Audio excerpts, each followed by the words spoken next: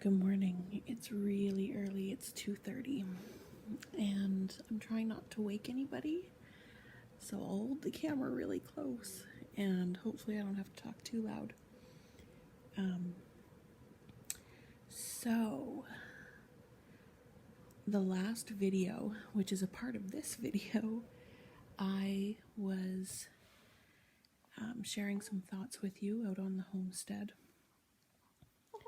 and having contractions at the same time and not sure if they would lead anywhere, but clearly they did. And I had just come in from doing chores, checking on the puppies, and we were talking about the ways that we were preparing for a baby on the homestead and hoping that we had gotten everything ready, talking about water and firewood and all that. And I wasn't sure that those contractions were any different than those that I had had in previous weeks, which had really led nowhere in terms of continuing to progress. But after that video, about 2 hours later, this little one was born, so clearly they did. It was about 20 minutes after I shot that video that I decided to make some dinner for my girls and started to feel like I was having a hard time focusing through the contractions, which I had gotten to that point before.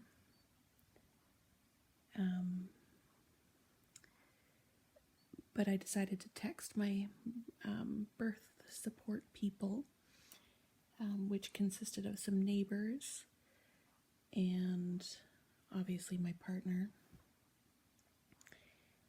and some friends in the city and doulas. And it was funny. I texted my partner, Sterling, and said, it feels like maybe something's happening.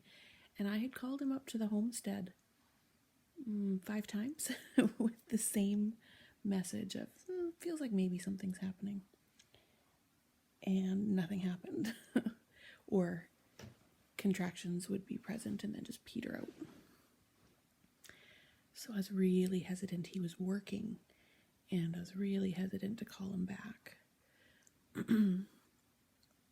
And then during that conversation, after he had messaged back and said, well, do you think I should come up? And I said, I'm not sure. And then the next contraction that I had, I felt a pop. And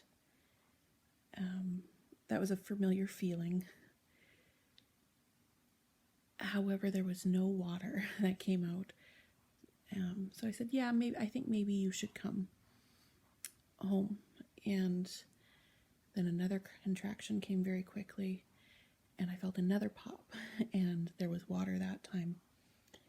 So I messaged him again and said, my water broke, come now. And the challenge is that the city where Sterling lives is an hour and a half away from the homestead. And that's where he was working. And I knew that once my water broke, things would progress quickly. And they did. So I messaged my neighbors who had agreed to be present for the birth and to help if we were out on the homestead, remembering from the last clip that my labors progress very quickly.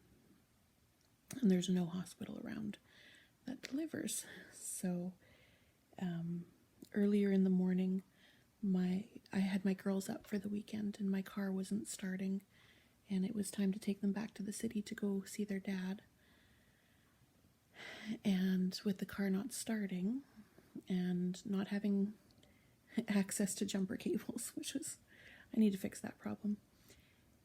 We were stuck on the homestead waiting for jumper cables, and that ended up being a really big blessing as labor began at the time when I would normally be driving into the city to take my girls to see their dad. And it was minus 39 on the Homestead. This was the day before yesterday. Which would have put me, when he was born, so labor was an hour and 45 minutes, which means I would have been on the highway at minus 39 degrees in labor with 2 young girls in the car.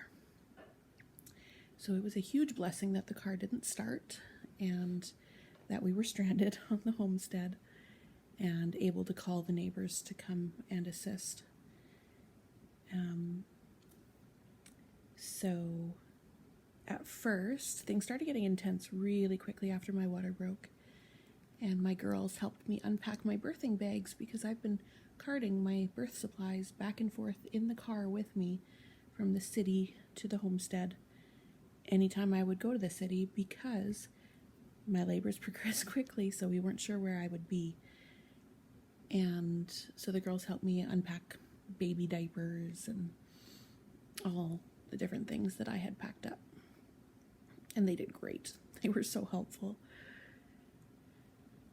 And about 15-20 minutes later, my neighbors arrived and they got to work warming up water and feeding the wood stove, bringing in firewood, and helping out with anything that I needed. Things got intense really quickly, so I went upstairs to my bedroom and was just working through contractions, and after a little while, about half an hour, contractions got really intense. And I had remembered with my previous labor that laying down was so uncomfortable. I couldn't lay down. But with my labor prior to that, it was so comforting and so comfortable to be in my bed. And I had been standing through them up until that point, and I just couldn't stand through them anymore. So we laid down in the bed, and that was just such an instant relief to be able to lie down between them. So that's where I stayed for the remainder and kept checking for messages from my partner who was driving up, and I told him, come fast, but don't get pulled over and don't die on the road home. And so there was a couple times I got updates from his location, and he was coming pretty quickly. He made good time, let's say. And about an hour and 10 minutes from when contractions got intense, I called him and asked, where are you? Because I could feel that I was in transition, and I was feeling hot and nauseous, and I could feel baby moving down the birth canal, and I knew that it would be very few contractions before he was born. And all in all, from transition to his full birth was 5 contractions, and those were only a few minutes apart, so that's like 15 minutes from transition to birth. And so he was about what should have been about half an hour away at that point, and I called him after a couple more contractions, and I felt that baby was about to crown. I could feel him coming all the way to the brink and then slipping back a bit, and during this time I was asking him to wait repeatedly because he was coming very quickly. And so the second time when I called, I asked where he was, and he was passing the neighbor's house. So he was potentially going to make it, which was exciting. And he made it up the stairs in the tiny house and sat down beside me on the bed a few seconds before another contraction started. And with that contraction, his head was out. And a couple, 100 seconds, maybe 120 seconds later, another contraction started and his body was out. So Daddy made it just in time to see his son's birth. And it was wonderful and so fast and intense, very intense. I have found that my quick labors are my most intense labors. But everything went well and he's healthy, and announced his arrival with very strong lungs very quickly. And we kept him warm and dried him off. He nursed right away very well. He's been a champ eater. And let everybody know and sent pictures to say to our birth team, to our doulas and friends, that he had arrived safely. And part of our birth process is we view birth as a ceremony, and so there was different parts to that ceremony, and that'll be for a different video, just describing what those were. But two very special friends were invited to participate in that, and they were able to come up right away from the city where they live, and were on the homestead within an hour and a half of his birth. And we were able to finish his birth ceremony with their arrival, and he was able to hear his native languages and received blessings and had his cord cut after some photos and other parts of the ceremonies, and passed around and introduced, and it was wonderful. I'm so grateful for neighbors and to have a community through that. The one friend who came up from the city, she had just gotten off work, and she's a neonatal nurse, so she was able to give him a check over and listen to his heart and check all his reflexes and make sure that he was really healthy, which he was and still is. He's doing great. So that was a very big blessing also, to have her skills and understanding of newborn health there for us. So we prepared for a birth on the homestead, and then we had a birth on the homestead, and he's just perfect and wonderful and lovely and so calm. And looking back on the birth, I was thinking to myself, was there anything that I would have liked to have been more prepared on? And there's a couple of things of having a baby off-grid on the homestead that if I could have changed the preparations that I made, what would they be? And the one is having really easy meals made. Now, I had really easy meals made. The first few times I thought I was in labor, they were all ready. There was stew on the stove. There was biscuits made. But we had so many false starts that that habit of keeping food ready, I had fallen short on.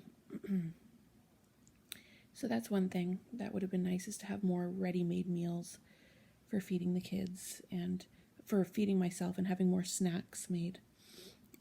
Although we have lots of food on the homestead, it requires cooking, which requires me most of the time.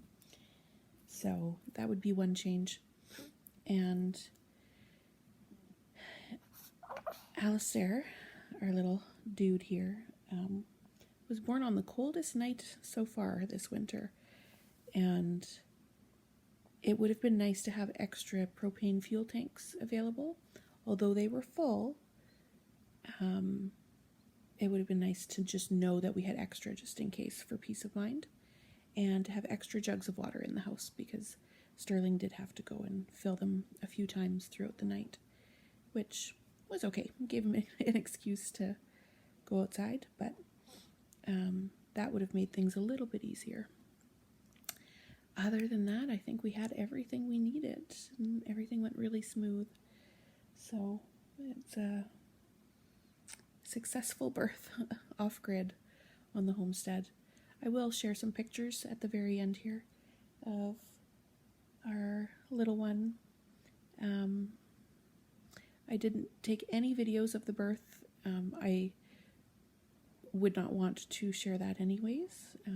I think birth is wonderful and lovely, but sacred, and we don't post videos or photos of ceremonies in my culture. So those are private things. We're excited. We are in the city today doing laundry at Sterling's house and visiting with family who would not be able to come up to the homestead. So there's the little guy.